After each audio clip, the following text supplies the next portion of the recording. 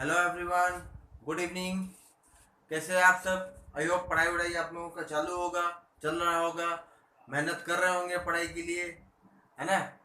तो अभी आपका जो चैप्टर फिजिक्स का चल रहा था इलेक्ट्रिसिटी का, है ना, उसमें और आगे प्रोग्रेस करते हुए लास्ट टाइम जो हम लोग लास्ट क्लास में हम लोग जो पढ़े थे उसके अनुसार वी हैड डिस्कस्ड कि what are the factors which are affecting the resistance of any conductor, और एक एक्सपेरिमेंट पर भी डिस्कशन किया था।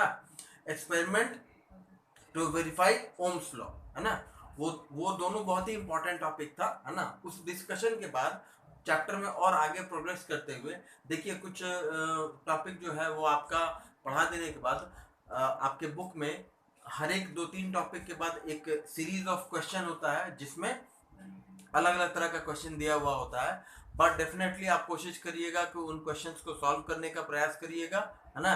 अगर कोई क्वेश्चन नहीं बन रहा होगा, कोई सैंपल प्रॉब्लम भी बहुत सारा बनाया हुआ है ना, कुछ क्वेश्चन सॉल्व करने के लिए भी दिया हुआ है एक्सरसाइज में, है ना। वैसे क्वेश्चंस को सॉल्व करिएगा। अगर कोई क्वेश्चन आपको डाउट लग रहा हो तो आप क्वेश्चन पूछ सकते हैं, ठीक है। अब चैप्टर में आगे प्रोग्रेस करते हुए हम लोग जो नया टॉपिक शुरू कर रहे हैं दैट इज रेजिस्टिविटी, है ना। देखिए there is a lot of difference between resistance and resistivity, है ना। दोनों ही किसी भी कंडक्टर का इंटरनल प्रॉपर्टी है, ये तो सही है ना।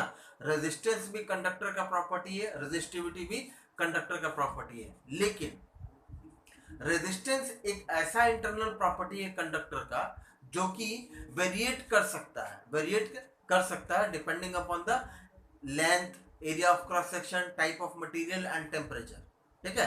But resistivity is the sub part of resistance, है ना। मान के चलिए कि वो सब पार्ट है रेजिस्टेंस का। क्या कहता है रेजिस्टिविटी? देखिए आगे डिस्कस करते हैं, इस टॉपिक को पढ़ेंगे तो समझ में आ जाएगा, ठीक है।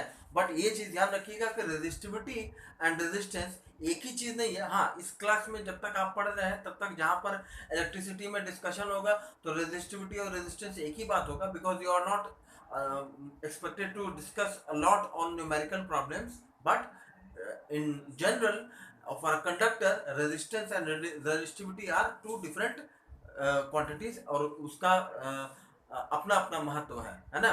तो जब चैप्टर में आगे बढ़ रहे हैं तो देखिए नया टॉपिक जो शुरू कर रहे हैं वो है रेजिस्टिविटी। अभी तक जो हम लोगों ने पढ़ा है अकॉर्डिंग टू ओम्स लॉ, है ना, और ओम्स लॉ के अनुसार जब हम ओम्स लॉ पढ़ रहे थे उसके बाद रेजिस्टेंस पर डिस्कशन किए, factors affecting the resistance of a conductor, जिसमें ओम्स लॉ की एप्लीकेशन को इस्तेमाल करके हम लोगों ने वेरीफाई भी किया था एक्सपेरिमेंट के through, the experiment to verify Ohm's law, जहां पर रेजिस्टेंस कांस्टेंट होता है कंडक्टर का for varying change of current and potential difference, ठीक है। करंट और पोटेंशियल डिफरेंस चेंज करने के बावजूद भी किसी एक सैंपल ऑफ कंडक्टर का रेजिस्टेंस चेंज नहीं करता है। इसका एक एक्सपेरिमेंट हम लोग पहले पढ़ चुके हैं, है ना। फिर उसके बाद पढ़े थे factors affecting the resistance of a conductor, है ना। उस चीज को ही आगे मानते हुए उस टॉपिक से factors affecting the resistance of a conductor उस टॉपिक से डिस्कस करते हुए इन दो पॉइंट्स को कंक्लूड करते हैं, है ना। पहला पॉइंट क्या कहता है? पहला पॉइंट कहता है कि for any conductor the resistance, conductor में ही रेजिस्टेंस होता है ना, तो हम कंडक्टर की बात कर रहे हैं। For any conductor if resistance is r, है ना, उस the length of that conductor is l. मान लेते हैं कोई एक कंडक्टर ले लेते हैं, कोई एक कंडक्टर ले लेते हैं, उसका लेंथ एल है, इसका रेजिस्टेंस आर है, और area of cross section A है ना, उसका thickness area of cross section मान लेते हैं ए है। तो according to the discussion that we had in the last class, है ना, resistance factors affecting the resistance of a conductor, उसके हिसाब से और क्या है, the resistance of a conductor is directly proportional to the length of the conductor, है ना, ये था। फिर दूसरा पॉइंट क्या कहता है कि for any conductor the resistance of that conductor is inversely proportional to area of cross section, या ये कहिए कि थिकनेस ऑफ द कंडक्टर, है ना। तो इन दोनों पॉइंट से, पहले पॉइंट से क्या कंक्लूड किए, resistance is directly proportional to length, मतलब लेंथ अगर बढ़ेगा तो रेजिस्टेंस भी बढ़ेगा, लेंथ घटेगा तो रेजिस्टेंस भी घटेगा। सेकंड पॉइंट क्या कह रहा था कि रेजिस्टेंस जो है वो इफेक्ट होता है एरिया ऑफ क्रॉस सेक्शन, या ये कहिए कि थिकनेस ऑफ द कंडक्टर से भी, है ना। तो उसके लिए क्या रिलेशन था? कहते हैं कि resistance of a conductor is inversely proportional to area of cross section of the conductor, है ना। उसके अनुसार अगर हम एरिया इंक्रीज करेंगे तो रेजिस्टेंस डिक्रीज होगा, है ना। क्यों? Resistance is inversely proportional to area of cross section. ये एरिया ऑफ क्रॉस सेक्शन जो है ना, इस एरिया ऑफ क्रॉस सेक्शन के इनवर्सली प्रोपोर्शनल होता है। मतलब अगर हम एरिया बढ़ाएंगे तो एरिया ऑफ क्रॉस सेक्शन बढ़ेगा तो रेजिस्टेंस घटेगा, है। और इसका उल्टा इनवर्स इफेक्ट हो रहा है ना, जो एरिया का है, एरिया का जो भी चेंजेस होगा एरिया में, उसका उल्टा इफेक्ट होगा रेजिस्टेंस के ऊपर। तो अगर ये बढ़ाएंगे तो ये घटेगा, अगर ये घटाएंगे, area of cross section of conductor अगर घटाते हैं तो रेजिस्टेंस जो है वो बढ़ेगा, है ना। इन दोनों बात को अगर कंबाइन कर दे इक्वेशन के फॉर्म में, then we can say that resistance of a conductor is directly proportional to L upon A. ठीक है, ये एल अपॉन ए ऐसा एक इक्वेशन बनेगा। इस दोनों इक्वेशन को कंबाइन कर दिए, है ना। इन दोनों इक्वेशन को अगर कंबाइन कर दे तो R is directly proportional to L upon A. ठीक है, अब इस साइन ऑफ प्रोपोर्शनैलिटी को हटाने के लिए हम इस इक्वेशन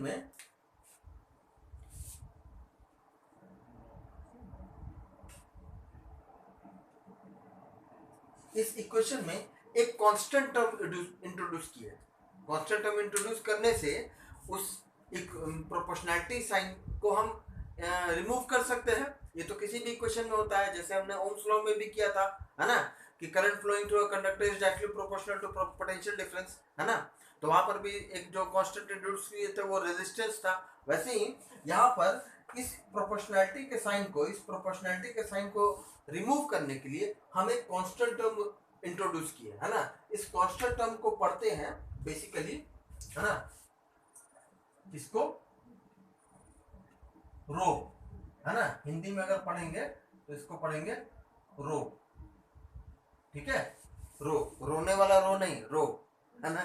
ठीक है, तो this sign is known as rho, RHO, rho, और हिंदी में उसको पढ़ेंगे रो, है ना। तो इस साइन से क्या समझेंगे, this is the sign of रो।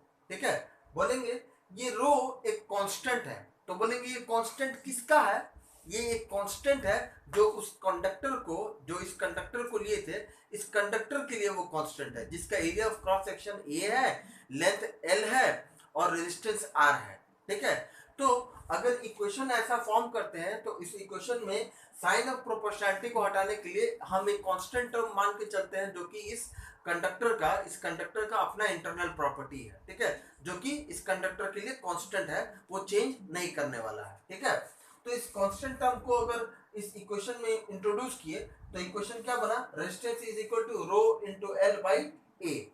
अगर इसको सॉल्व करते हैं, मतलब टर्म्स को इधर उधर रीअरेंज करते हैं, then we can find out the value of rho as rho is equal to resistance into A को उस तरफ ले गए तो R into A, L को नीचे ले आए। ठीक है, तो R into A upon L, है ना। ये एक फाइनल कंक्लूजन हुआ।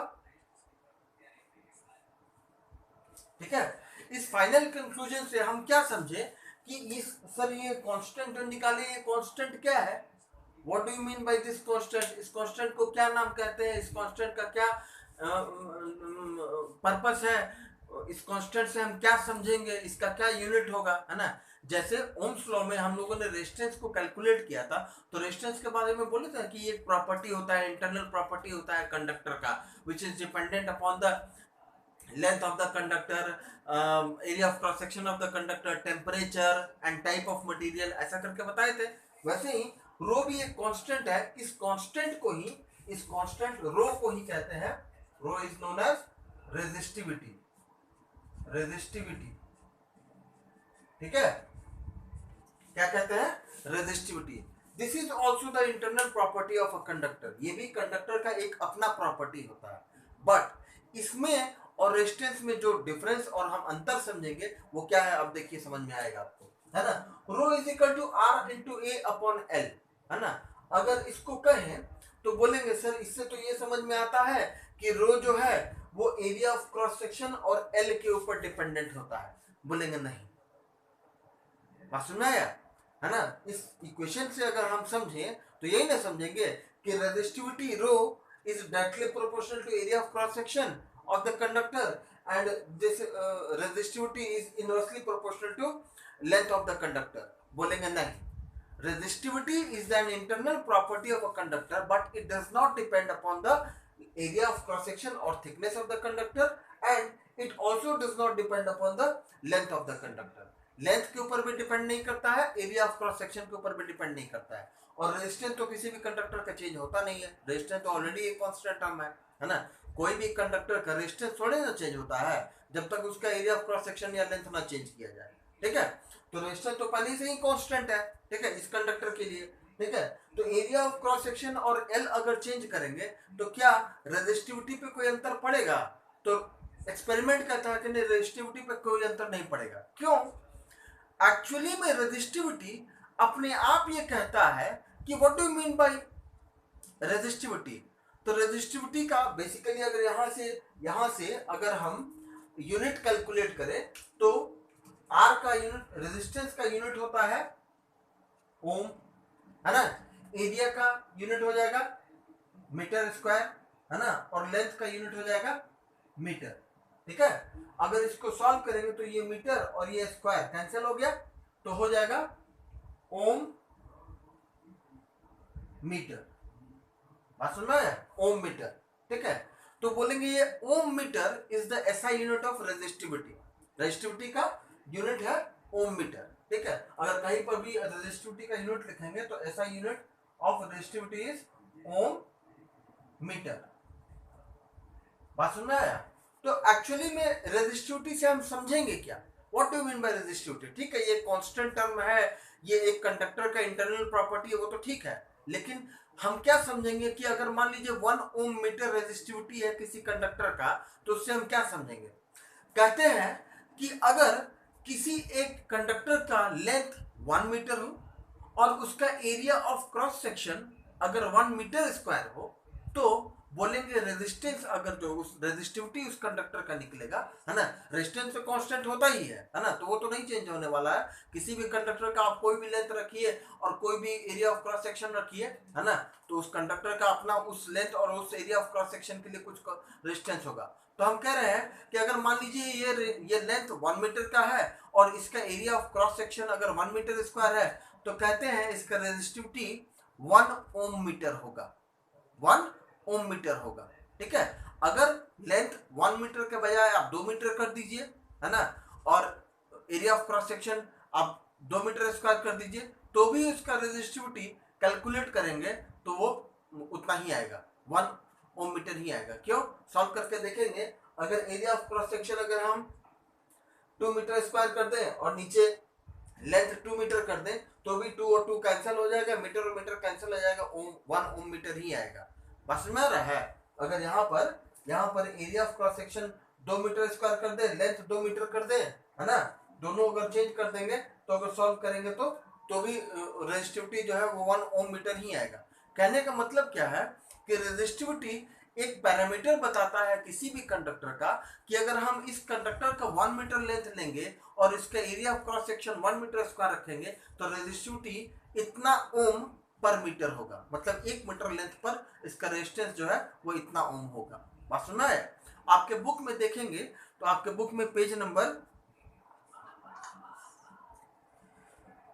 21 पर जहां पर रेजिस्टिविटी शुरू हो रहा है, उसके बाद पेज नंबर 22 पर जहां पर ये डेरिवेशन खत्म हो रहा है, rho is equal to R into A upon N, ये डेरिवेशन जहां पर खत्म हो रहा है, वहां के बाद देखिए एक बहुत इंपॉर्टेंट पॉइंट लिखा है।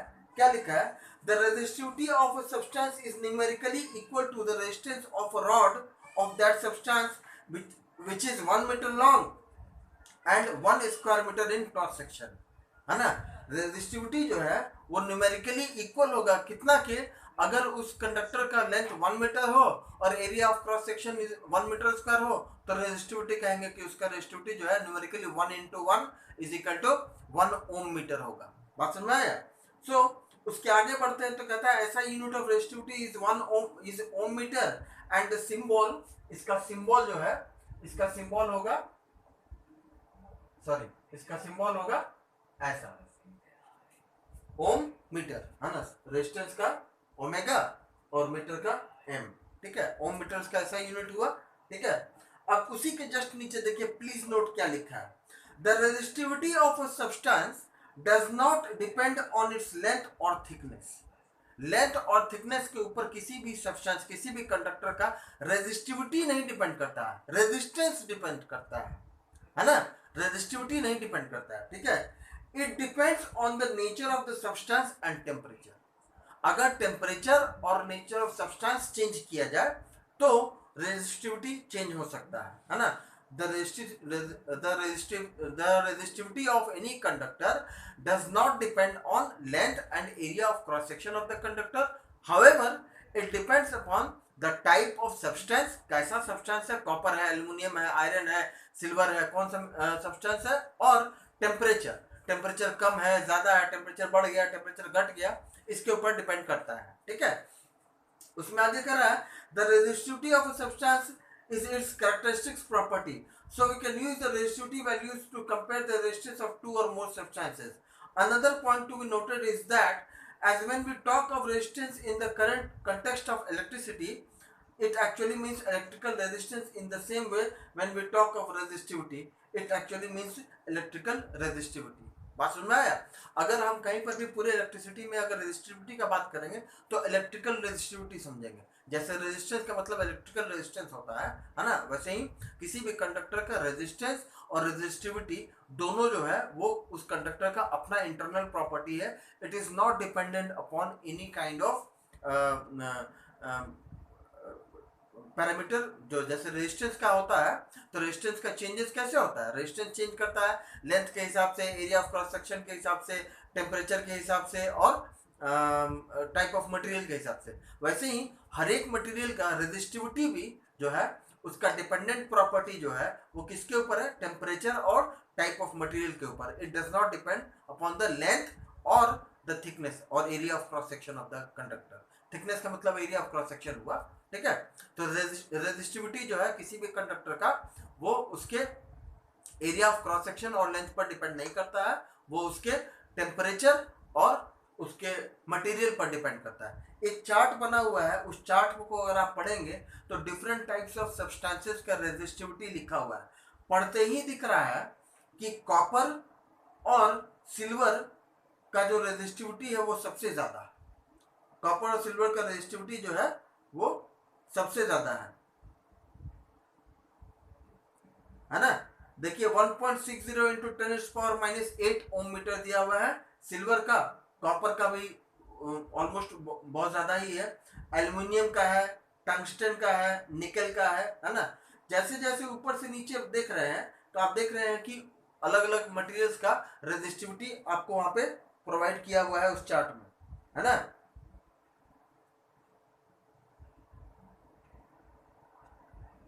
अब वहां पे जहां पैराग्राफ वो टेबल खत्म हो रहा है उसके बाद नीचे में जस्ट उसके नीचे देखिएगा, by saying that the resistivity of copper is 1.69 into 10⁻⁸ ohm meter, we mean that if we take a rod of copper of length 1 meter and area of cross section 1 meter square, then its resistance will be 1.69 into 10⁻⁸ ohms, है ना। कहने का मतलब है जितने भी materials का resistivity उस चार्ट में दिया हुआ है उसका मतलब क्या हुआ कि अगर किसी भी मटेरियल का अगर हम लेंथ, जैसे मान लीजिए कॉपर का दिया हुआ है 1.69, कॉपर का दिया है 1.69 इंटू 10⁻⁸ ओम मीटर, ठीक है। तो इतना से हम क्या समझेंगे, अगर किसी कंडक्टर के जगह पे हम कॉपर कंडक्टर लेते हैं और उसका लेंथ 1 मीटर रखते हैं और उसका area of cross section 1 metre square रखते हैं, तो बोलेंगे उतना लेंथ और उतना एरिया ऑफ क्रॉस सेक्शन कितना रेजिस्टेंस प्रोवाइड करेगा, तो बोलेंगे वो इतना रेजिस्टेंस प्रोवाइड करेगा। कितना रेजिस्टेंस प्रोवाइड करेगा, इतना ओम्स ऑफ रेजिस्टेंस प्रोवाइड करेगा। बात समझ में आ गया। अगर कॉपर का 1 मीटर लेंथ लिया जाए, उसका area of cross section 1 metre square रखा जाए, तो resistance produced by that particular length of 1 metre and area of cross section of 1 meter square, then the resistance produced by that copper will be 1.69 into 10⁻⁸ ohms। बात समझ में आया। तो ऐसे ही और भी मटेरियल्स का दिया हुआ है, वहां पर अगर देखेंगे तो उसी पैराग्राफ में देखेंगे नीचे लिखा हुआ है कि silver is the substance which is having, silver metal is the best conductor of electricity, है ना। Silver is the best conductor of electricity because जो रेजिस्टेंस प्रोवाइड करते हैं वो मिनिमम है सिल्वर में, ठीक है। सिल्वर में जो है वो सबसे कम है रेजिस्टेंस, ठीक है। तो क्योंकि रेजिस्टेंस सबसे कम है, इसलिए एज अ कंडक्टर अगर हम देखें तो सिल्वर का रेजिस्टेंस सबसे कम होने के कारण उसको तो सबसे बढ़िया कंडक्टर होना चाहिए। और जबकि कॉपर उससे ज्यादा है रेजिस्टेंस, देखिए 1.69 है, ठीक है। तो 1.69 होने के कारण कॉपर का रेजिस्टेंस ज्यादा है एज कंपेयर टू सिल्वर। तो बोलेंगे घर में कॉपर के जगह, कॉपर वायर के जगह पे सिल्वर वायर क्यों नहीं यूज करते हैं? क्योंकि silver as compare to copper बहुत ही महंगा है, बट दोनों के रेजिस्टेंस में बहुत माइन्यूट का अंतर है, 0.09 का ही बस अंतर है ना। अगर अंतर देखिएगा तो 1.60 है सिल्वर का और कॉपर का 1.69 है, तो बहुत माइन्यूट डिफरेंस है सिल्वर और कॉपर के रेजिस्टिविटी में, ठीक है। तो क्योंकि एक्सपेंडिचर सिल्वर के ऊपर बहुत ज़्यादा होगा, इसलिए हम इलेक्ट्रिकल कनेक्शंस वगैरह घरों में जो डोमेस्टिक वायरिंग करते हैं उसमें हम सिल्वर वायर नहीं यूज करते हैं, उसमें हम कॉपर वायर यूज करते हैं। क्योंकि copper is compare to silver, copper is economical and the resistance that is produced by silver and the resistance produced by copper is not having a lot of difference in them, है ना। दोनों के resistance में बहुत ज्यादा का अंतर नहीं है ना, थोड़ा सा ज्यादा रेजिस्टेंस प्रोड्यूस करता है कॉपर, ठीक है। लेकिन उतना माइन्यूट चेंज इन रेजिस्टेंस के लिए उतना हायर एक्सपेंडिचर अफोर्ड करना to do a wiring of silver wire is very uneconomical, ठीक है। तो the resistance of alloys are much more higher than those of pure metals, है ना। अब एक ये नया टॉपिक शुरू होता है कि जितने भी अलॉयज हैं, है ना, अलॉय क्या होता है, what is an alloy? Alloy is a mixture of metals and non metals, है ना। They are not only made of metals. Alloy जो है वो केवल मेटल से नहीं बनता है, अलॉय जो है वो मेटल्स और नॉन मेटल्स के मिक्सचर से बनता है, ठीक है। मतलब हो सकता है कि कोई अलॉय ऐसा भी हो जो केवल मेटल से ही बनता हो, लेकिन बहुत सारा अलॉय ऐसा भी है जिसमें नॉन मेटल का भी प्रयोग होता है। जैसे स्टील को ही ले लीजिए, स्टील में कार्बन का इस्तेमाल होता है, कार्बन तो नॉन मेटल है, ठीक है। तो बहुत सारा अलॉय ऐसा है जिसको पर्टिकुलरली हर एक अलॉय को बनाने का पर्पस होता है कि वो अलॉय क्यों बनाया जा रहा है, just to define a particular purpose. किसी पर्टिकुलर पर्पस के लिए कोई एक अलॉय बनाया जाता है ना। तो इलेक्ट्रिसिटी में बहुत सारा अलॉयज ऐसा इस्तेमाल किया जाता है जिनको जानबूझकर इसलिए बनाया जाता है ताकि वो हाई रेजिस्टेंस प्रोवाइड कर सके, है ना। जिसका एक बहुत बड़ा एग्जाम्पल है नाइक्रोम, है ना, नाइक्रोम, है ना, जो कि निकल और क्रोमियम से मिलकर बनता है, इसलिए इसका नाइक्रोम नाम है, ठीक है। तो नाइक्रोम जो है एक अलॉय है जिसका resistance as compare to copper 60 times ज्यादा होता है, 60 गुना ज्यादा रेजिस्टेंस प्रोड्यूस करता है नाइक्रोम। अगर उस चार्ट में भी देखिएगा, जो रेजिस्टिविटी वाला चार्ट दिया हुआ है उसमें देखिएगा जो नाइक्रोम वायर का रेजिस्टेंस है वो 110 है, 110 है ना। जबकि कॉपर का 1.69 है, जबकि उसके आगे का जो एक्सपोनेंशियल फॉर्म है वो 10⁻⁸ ओम मीटर ही है। बात समझ में आया? तो you can see that from the chart the nichrome which is a mixture of निकल, क्रोमियम, मैंगनीज एंड आयरन, इसका एक मिक्सचर होता है, ठीक है। तो क्योंकि जितने उस चार्ट में देखिएगा तो नाइक्रोम के नीचे और मैंगनीन भी एक अलॉय का नाम लिखा हुआ है, उसका भी रेजिस्टेंस देखिए बहुत ज्यादा है। कॉन्स्टेंटाइन का है जो कि कॉपर और निकल से बना हुआ है। फिर उसके नीचे देखिए बहुत सारा एक सेमीकंडक्टर जर्मेनियम का दिया हुआ है। फिर इंसुलेटर्स का दिया हुआ है, बहुत सारे इंसुलेटर्स का दिया हुआ है। तो इंसुलेटर्स का तो काम ही है रेजिस्टेंस प्रोड्यूस करना, वो तो इलेक्ट्रिसिटी को अलाउ ही नहीं करता है फ्लो करने के लिए। बट अलॉय क्या करता है, अलॉय करंट को पास करने देता है, बट करंट को पास करने के साथ साथ वो उस करंट को कन्वर्ट कर पाता है into higher resistance and high magnitude of heat energy. जितना भी अलॉय है उसको पर्पसली इलेक्ट्रिकल डिवाइसेस में यूज होने वाला जो अलॉयज है उनका पर्पस क्या है, हम करंट को पास तो करने देंगे लेकिन करंट को पास करने के दौरान बहुत हाई रेजिस्टेंस प्रोड्यूस करेंगे ताकि हम इलेक्ट्रिकल एनर्जी को इक्विवेलेंट हीट एनर्जी में कन्वर्ट कर पाए, है ना। तो आप जितना भी घर में इलेक्ट्रिकल डिवाइसेस देखेंगे जो हीटिंग डिवाइसेस है वो बेसिकली वो सब के सब जो है वो अलॉय से बने होते हैं। उनके अंदर जो हीट जनरेटिंग पोर्शन जो होता है, जहां पर हीट जनरेट करने वाला जो पोर्शन होता है वो बेसिकली अलॉय से बना होता है। जैसे आपके घर में जो गीजर होता है, चाहे कपड़ा आयरन करने वाला आयरन होता है, चाहे इलेक्ट्रिक केटल होता है, बहुत जगह इलेक्ट्रिक हीटर भी होता है जो रूम हीट करने के लिए होता है, बहुत जगह कुकिंग हीटर भी होता है जिस पर खाना बनाते हैं, है ना। हालांकि अब तो वो नहीं इस्तेमाल होता है बिकॉज वो बहुत ज़्यादा क्वांटिटी ऑफ इलेक्ट्रिसिटी कंज्यूम करता है, उससे सस्ता तो एलपीजी आ जाता है, ठीक है, तो वो नहीं इस्तेमाल करते हैं, है ना। लेकिन अगर ऐसा देखा जाए तो इन सारे डिवाइसेस में कॉमन क्या है, इन सारे डिवाइसेस में इलेक्ट्रिकल डिवाइस तो है, सब करंट यूज करता है, लेकिन वो क्या करता है, करंट को यूज करके हीट एनर्जी में कन्वर्ट करता है। मतलब जानबूझ के इन सारे इलेक्ट्रिकल डिवाइसेस में हाई रेजिस्टेंस रखा गया है या वैसे मटेरियल का इस्तेमाल किया गया है जो जिसका रेजिस्टिविटी बहुत ज्यादा है। क्यों? वो क्या करता है, करंट के फ्लो को अपोज करता है, और अपोज करने के दौरान वो क्या करता है, हीट एनर्जी जनरेट करता है। आगे इस चैप्टर में पढ़ना है ना, हीटिंग इफेक्ट ऑफ करंट, जब वहां पहुंचेंगे तो उस पर चर्चा करेंगे। लेकिन अभी के लिए ये समझेंगे कि रेजिस्टिविटी जो है वो किसी भी मटेरियल का जो है वो हम चेंज कर सकते हैं by combining that metal with any other metal. Alloy जो है, अलॉय जो होता है उनका resistance as compare to metals बहुत ज़्यादा होता है। जितने भी मेटल्स हैं उनके रेजिस्टेंस के मुकाबले अलॉयज का रेजिस्टेंस आप उस चार्ट में देख सकते हैं जहाँ पर रेजिस्टिविटी का चार्ट दिया हुआ है। उन सारे जो अलॉयज हैं उनका रेजिस्टेंस जो है वो कंपेयर टू मेटल्स, वहाँ पे जितना भी मेटल्स का रेजिस्टेंस दिया हुआ है उन सब के कंपैरिजन में कई गुना ज़्यादा है। तो इससे क्या कंक्लूजन पे पहुंचे हम कि अगर हमको चाहिए कि हमको ऐसा कंडक्टर यूज करना है जो लीस्ट रेजिस्टेंस का इस्तेमाल करे, है ना, या लीस्ट रेजिस्टेंस प्रोवाइड करे to the flow of current, तो हम कैसे, कौन से मटेरियल के ऊपर जाएंगे? ऑब्वियसली बात है हम मेटल्स के ऊपर जाएंगे क्योंकि उनका रेजिस्टेंस कम है। लेकिन अगर यूज ऐसा हो कि हम चाहते हैं कि करंट तो फ्लो करे लेकिन उस करंट को हाई रेजिस्टेंस प्रोड्यूस का सामना करना पड़े, उस करंट के फ्लो को हाई रेजिस्टेंस का सामना करना पड़े, और एज अ रिजल्ट उस हाई रेजिस्टेंस के बहुत ज्यादा क्वांटिटी में हीट एनर्जी जनरेट हो, है ना, तो वैसे केस में क्या करेंगे, फिर हम वैसे मटेरियल का इस्तेमाल करेंगे जो कि अलॉय नेचर का हो, या वैसा हो मटेरियल का इस्तेमाल करेंगे जिसका रेजिस्टेंस ज़्यादा हो।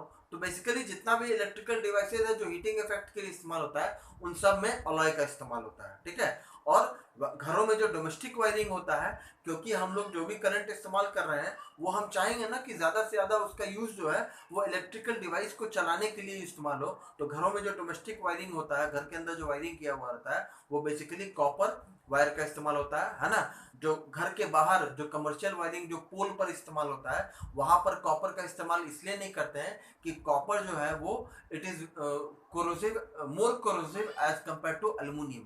एल्युमिनियम के मुकाबले बहुत कम उसका रेजिस्टेंस है कोरोजन के लिए, है ना, कोरोड हो जाएगा। मतलब खुले हवा में अगर कॉपर रहेगा तो वो कोरोजन में चला जाएगा, तो उसका क्या होगा, उसका जो नेट मास होगा कॉपर का, वो उसका कुछ क्वांटिटी जो है वो कोरोजन में चला जाएगा, तो उसका इफेक्ट कम ना हो जाएगा। इसलिए जो खुले एटमॉस्फेयर में देखते हैं जो पोल पर वायरिंग किया रहता है वो बेसिकली एल्युमिनियम वायर होता है, या कहीं कहीं पे दूसरे मेटल्स के साथ यूज करके भी इस्तेमाल किया जाता है ना। तो वहाँ पर जो वायरिंग है वहाँ पे एल्युमिनियम यूज करने का रीजन क्या है, वहाँ पर रीजन ये है, एक तो पहला फैक्टर है कॉस्ट, है ना, copper is very expensive as compare to aluminium, aluminium के मुकाबले कॉपर बहुत महंगा होता है। दूसरी बात कि एल्युमिनियम जो है उसका एक पर्टिकुलर नेचर है कि एल्युमिनियम इज वेरी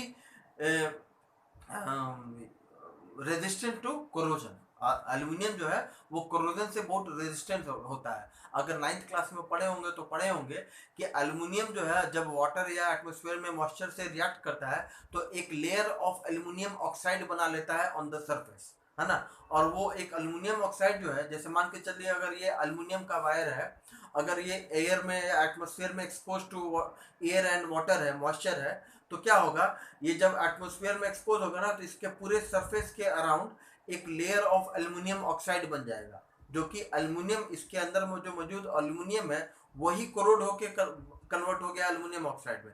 लेकिन उसका फायदा क्या है, अगर इस पूरे वायर के अराउंड एल्युमिनियम ऑक्साइड का लेयर बन जाए तो वो एल्युमिनियम ऑक्साइड जो है वो क्या करता है, फर्दर मॉइस्चर को अंदर मौजूद, जो ऊपर के सरफेस ना कोरोड हुआ है लेकिन अंदर तो एल्युमिनियम मौजूद है ना, अंदर के एल्युमिनियम को बाहर मौजूद एयर और मॉइस्चर से संपर्क में नहीं आने देता है। तो उससे क्या होता है, केवल certain quantity of aluminium he corrode हुआ, बट बाकी जो अंदर वाला इनर लेयर में जो एल्युमिनियम मौजूद है उसको ऐसे समझिए ये अल्युमिनियम वायर का क्रॉस सेक्शन है, तो मान के चलते हैं कि इतना पोर्शन जो है वो करोड़ हो गया, ठीक है, इतना पोर्शन करोड़ हो गया।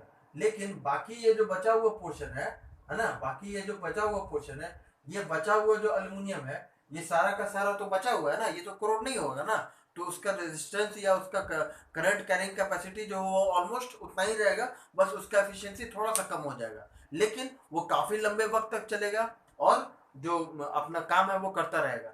लेकिन ये बोलेंगे कि जो अल्युमिनियम ऑक्साइड है, ये जो लेयर ऊपर में जो रफ बनाए हैं, ये अल्युमिनियम ऑक्साइड हुआ Al2O3, ठीक है, अल्युमिनियम ऑक्साइड हुआ, है ना। ये अल्युमिनियम ऑक्साइड क्या करता है कि बाहर के मॉइस्चर को अंदर मौजूद अल्युमिनियम से नहीं संपर्क में आने देता है। ये अल्युमिनियम ऑक्साइड जो है वो इम्परमिएबल लेयर है, इम्परमिएबल लेयर है ना। वो क्या करता है, बाहर के मॉइस्चर और एयर को अंदर अंदर वाला जो पोर्शन वाला प्योर एल्युमिनियम है उसके संपर्क में नहीं आने देता है। तो उससे क्या होता है कि ये केवल जो outer layer of aluminium oxide है केवल वही एक्सपोज टू एटमॉस्फेयर है, अंदर वाला एल्युमिनियम सेफ है। बात समझ आया। इसीलिए घरों में कॉपर वायर इस्तेमाल करते हैं ये इसके वायरिंग के लिए, और जो खुले हवा में एटमॉस्फेयर में जो एक्सपोज्ड है वहाँ पे एल्युमिनियम का इस्तेमाल करते हैं। और ये दोनों को क्यों इस्तेमाल करते हैं, क्योंकि both of them, aluminium and copper, both of them are having very less resistant to the flow of current, क्योंकि बहुत कम रेजिस्टेंस देता है to the flow of current, इसलिए एल्युमिनियम और कॉपर को इस्तेमाल करते हैं। जहाँ पर हमको ज़्यादा रेजिस्टेंस चाहिए होगा तो हम वैसे मटेरियल का इस्तेमाल करेंगे जो ज़्यादा रेजिस्टेंस देता है ना, जिसका रेजिस्टिविटी ज़्यादा होगा। अगर हम चाहते हैं कि हमको हीट एनर्जी जनरेट करना है तो हम अलॉय का इस्तेमाल करेंगे। हम चाहते हैं कि करंट फ्लो ही ना करे, है ना, तो हम इंसुलेटर का इस्तेमाल करेंगे, जो कि नीचे एग्जाम्पल में लिखा हुआ है। इंसुलेटर में ग्लास है, पेपर है, डायमंड है, हार्ड रबर है, एबोनाइट है, ये सब का सब क्या है, इंसुलेटर है। It they will not allow the current to flow through them, है ना। तो बहुत सारा जो इलेक्ट्रिकल डिवाइसेज है जहाँ पर यूजर को शॉक ना लगे, तो उसका आउटर मोस्ट सरफेस जो है वो इंसुलेटर का बना होता है, प्लास्टिक का बना होता है, रबड़ का बना होता है ना।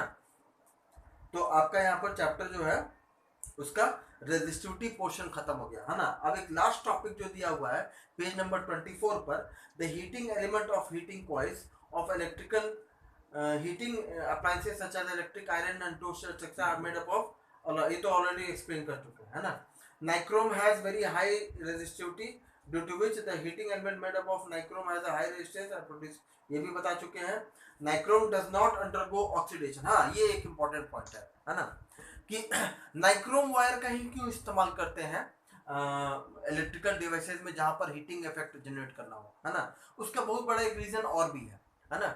जब कोई इलेक्ट्रिकल डिवाइस हाई टेम्परेचर पे जाता है तो ऐसा हो सकता है कि उस हाई टेम्परेचर पर जाने पर जो कंडक्टर है वो उतने हाई टेम्परेचर पर रेजिस्ट ना कर पाए और वो मेल्ट कर जाए, वो टूट जाएगा, मेल्ट करके टूट जाएगा। तो टूट जाएगा तो सर्किट ब्रेक हो जाएगा, तो फिर इलेक्ट्रिकल डिवाइस काम करना बंद कर देगा, पहली बात। दूसरी बात कि ये भी है कि वो कंडक्टर का इस्तेमाल किया जाएगा जो उतना एडिक्वेट अमाउंट ऑफ रेजिस्टेंस दे, जो ना ही इतना कम हो कि हीटिंग इफेक्ट प्रोड्यूस ही ना हो और ना ही इतना ज्यादा हो कि करंट फ्लो ही ना करे, है ना।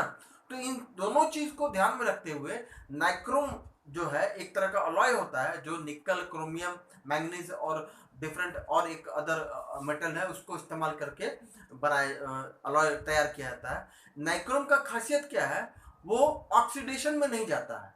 क्यों? जब हीटिंग इफेक्ट होता है तो हीट एनर्जी जनरेट होगा, है ना। हीट एनर्जी जब जनरेट होगा तो जो जो मेटल्स, प्योर मेटल्स होगा ना, वो ऑक्सीडेशन में चला, बिकॉज ऑफ कंबशन, है ना। कंबशन के कारण वो ऑक्सीडेशन में चला जाएगा और वो मेल्ट भी कर सकता है। बात समझ में आया। तो क्योंकि जो आप देखे होंगे अगर इलेक्ट्रिकल डिवाइस जो इलेक्ट्रिकल हीटर सब होता है खाना बनाने वाला, कहीं कहीं पर अभी भी इस्तेमाल होता है, उसका जो कॉइल है बिल्कुल रेड हो जाता है, एकदम रेड हो जाता है। तो उतने हाई टेम्परेचर पर हो सकता है कि मेटल जो है वो मेल्ट करके टूट जाए, ब्रेक कर जाए, तो उससे सर्किट ब्रेक हो जाएगा। दूसरा ये भी पर्पस है कि हमको हीट एनर्जी जनरेट देना है, हीट एनर्जी जनरेट करना है। तो जिसका रेजिस्टेंस लो होगा, बहुत कम होगा, वो हीट एनर्जी नहीं जनरेट करेगा।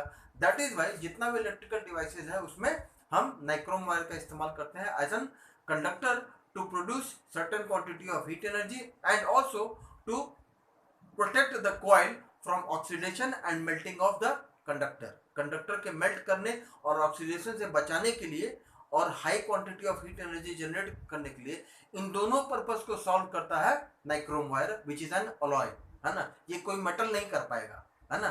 तो जितना भी अलॉयज होता है उन सब का रेजिस्टिविटी क्योंकि ज़्यादा होता है, तो जनरली सारे अलॉयज का वहाँ पर इस्तेमाल होता है जहाँ पर हीटिंग इफेक्ट ऑफ करंट का ज़रूरत हो, है ना। जहाँ पर करंट को हीटिंग इफेक्ट के लिए इस्तेमाल करना हो वहाँ पर अलॉयज का इस्तेमाल करते हैं। ठीक है, आज का टॉपिक आपका यहीं पर खत्म होता है। कुछ सैंपल प्रॉब्लम दिया हुआ है, sample problem that is given on page number 24।